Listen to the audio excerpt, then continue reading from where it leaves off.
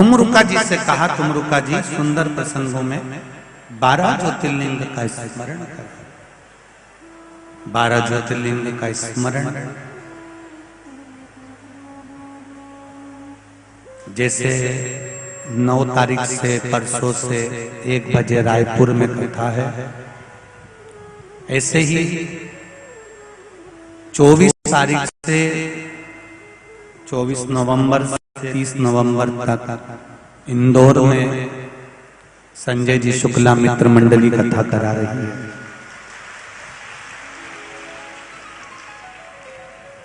वो कथा जिसमें 12 ज्योतिर्लिंग के अपने अपने स्वरूप,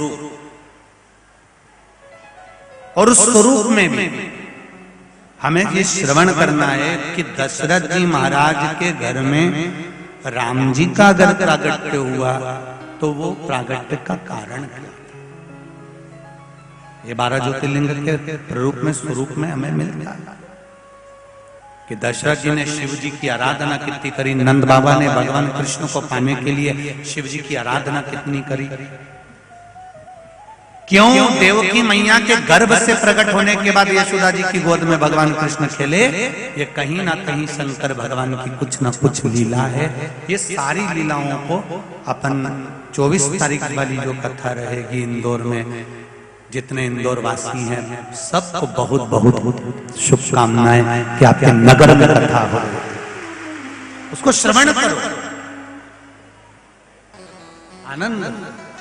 आज कोई पूछ रहा था सवेरे, गुरुजी हम लोग कथा बैठकर सुनते हैं पंडाल में, इसका कोई एक भाव वर्णन है?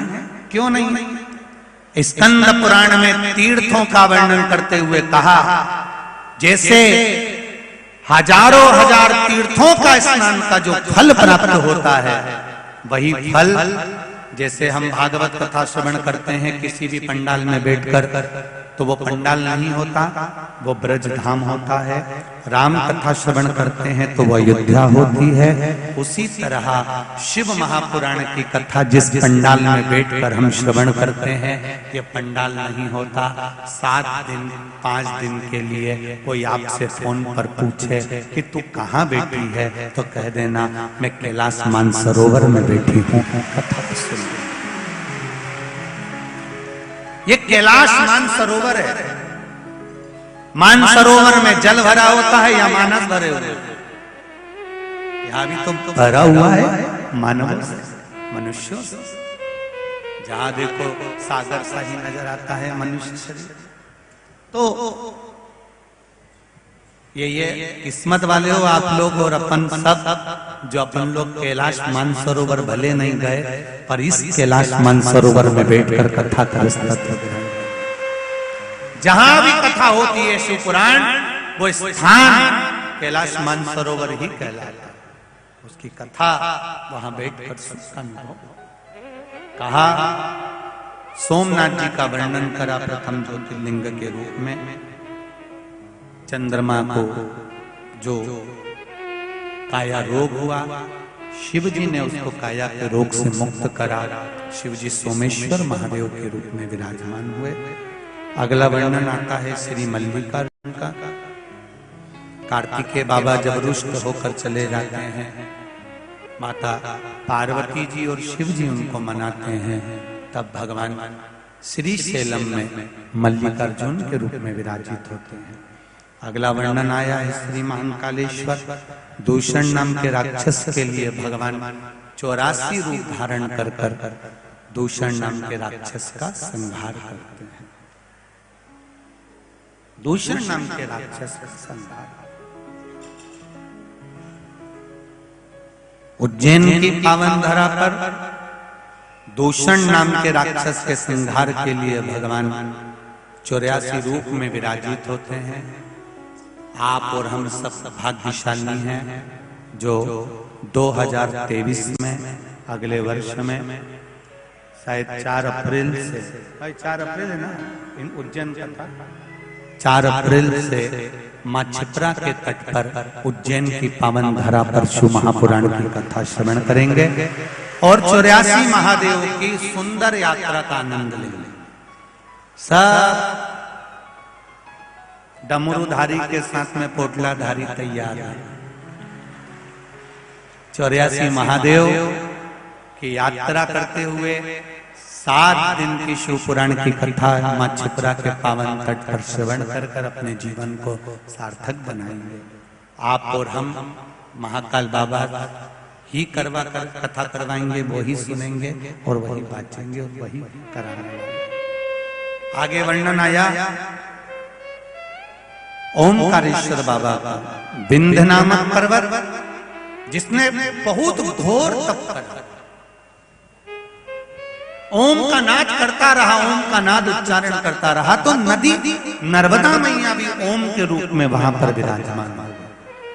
और शिवजी ने आकर यहां विंध्य को दर्शन दिया।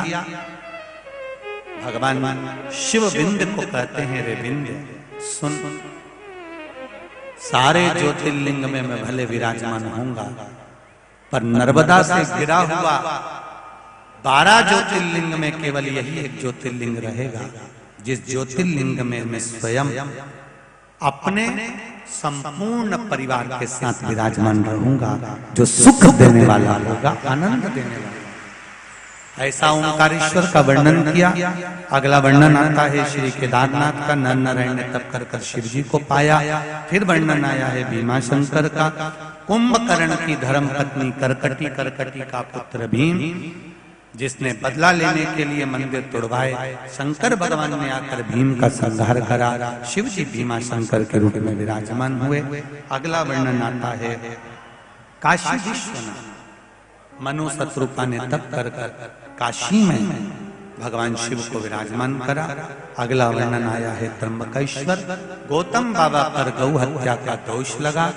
उस दोष से मुक्ति पाने के लिए भगवान ब्रह्मा विष्णु महेश का स्मरण करा और वो तीनों लिंगायत रूप में छोटे छोटे शिवलिंग के रूप में विराजमान होकर उन्होंने गौतम बाबा को गौ हत्या से मुक्त किया। ऐसा जब गौतम बाबा को गौ हत्या के दोष से मुक्त करते हैं, भगवान ब्रह्मा विष्णु महेश तीनों विराजमान होते हैं। भगवान त्र्यंबकेश्वर के रूप में विराजमान। बोल त्र्यंबकेश्वर भगवान की जय। अगला वर्णन आता है श्री वैद्यनाथ जी। रावण भगवान शिव की आराधना करते हैं और शंकर भगवान के शिवलिंग को लेकर चलते हैं। बीच में लघु शंका लगने पर शिवलिंग को भूमि पर रख दिया जाता है।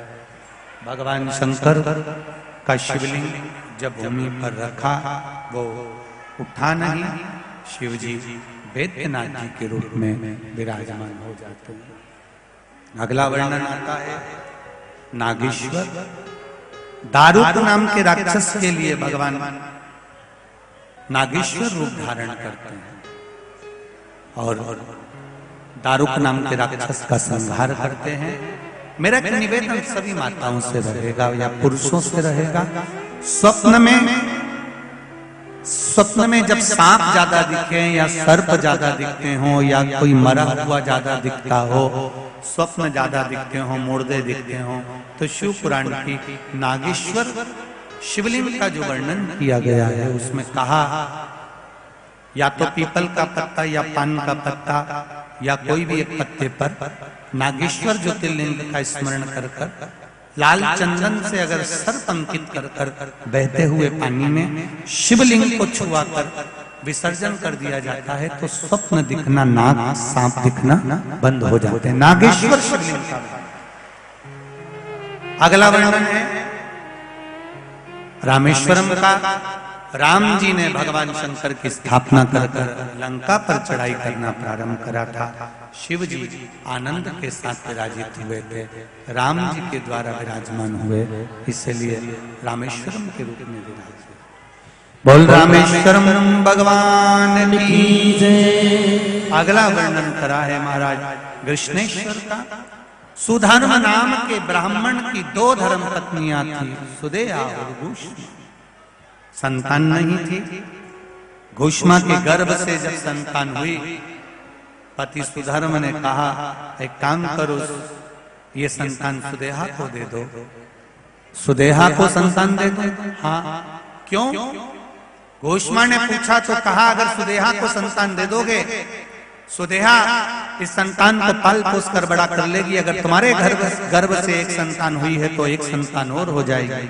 भाव धारण कर कर सुदेहा को अपनी संतान दे दी। सुदेहा को जब संतान दी, बालक को पाल पोस कर बड़ा किया गया। बड़ा करने के बाद में विवाह कर दिया। बहू आ गई। बहू को मालूम पड़ा कि मेरी असली सास तो भूष्मा है, तो इसने अपनी सास को पूछना बंद कर दिया। जब सास को पूछना बंद करा, सुदेहा को क्रोध आया। अपने बच्चे के टुकड़े कर कर कर तालाब में पटक दिए। एक दिन भूष्मा शिवलिंग लेकर पूजन कर कर विसर्जन करने के लिए जा रही थी। विसर्जन करते समय उसके मन में भाव जागृत हुआ कि हे भोलेनाथ, बहुत दिनों से मैंने अपने पुत्र को नहीं देखा है। शिव जी की ऐसी कृपा हुई, एक हफ्ते पहले मरा हुआ बेटा जिसके टुकड़े कर कर कर तालाब में डाले थे, जैसे शिवलिंग का विसर्जन करा, तैरता हुआ वो बेटा बाहर आकर खड़ा हो गया और अपनी मां के हृदय में। ये कृष्णेश्वर महादेव के रूप में भगवान शिव यहाँ पर विराजमान होते हैं। 12 ज्योतिर्लिंग का प्रसंग तुमरुका जी ने चंचुला देवी को श्रवण कराया है। हे चंचुला देवी, इस पावन प्रसंगों को जो सुनता है वो जीवन को आनंदित करता है। चंचुला देवी ने जैसे ही इस पावन प्रसंगों को सुना, बिंदु प्रेत योनि से मुक्त हो गए। प्रेत योनि से छूट, और प्रेत योनि से जब छूटा, प्रेत योनि से जब मुक्त हुआ, भगवान शिव को नमन कर कर भगवान शंकर के धाम में गया। चंचुला देवी भी शिव जी को प्रणाम कर, माता पार्वती को प्रणाम कर कर अपने पति के धाम को जाती है। भगवान शिव जी ने तुमरुका जी से कहा, तुमरुका जी, आपने शिव महापुराण की कथा का रसतत्व ग्रहण कराया है, मांगो तुम्हें क्या चाहिए। तुमरुका जी कहते हैं, प्रभु आपने कथा को श्रवण किया, आपने ही कथा बाची है, आप ही ने कराई है, ऐसी कृपा कर दीजिए। इस शिव महापुराण की कथा को जो श्रवण करे, कराए, बाचे, सुने या श्रवण कर कर जो जीव जहां से भी निकल कर जाए, उस मार्ग में जितने भी जीव अधोगति में अगर चले गए हों तो उन जीवों का कल्याण हो जाए और संपदा का सुख प्राप्त, भक्ति प्राप्त। भगवान ने सुंदर वर प्रदान करा।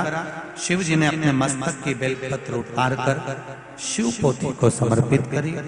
भगवान ने कहा, सुनो तुमरुका जी, 7 दिन की बेलपत्र औषधि का कार्य करती है और 7वें दिन की जो बेलपत्र शिव पोथी की रहती है वो कुबेर का भंडार भरने का कार्य करती है।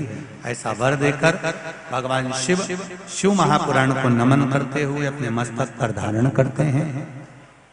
तुमरुका जी चंचुला देवी को शिव महापुराण की कथा का रसतत्व ग्रहण कराते हुए भाव से कहते हैं, ये पावन शिव महापुराण की कथा संपूर्ण विश्व का कल्याण करने वाली है।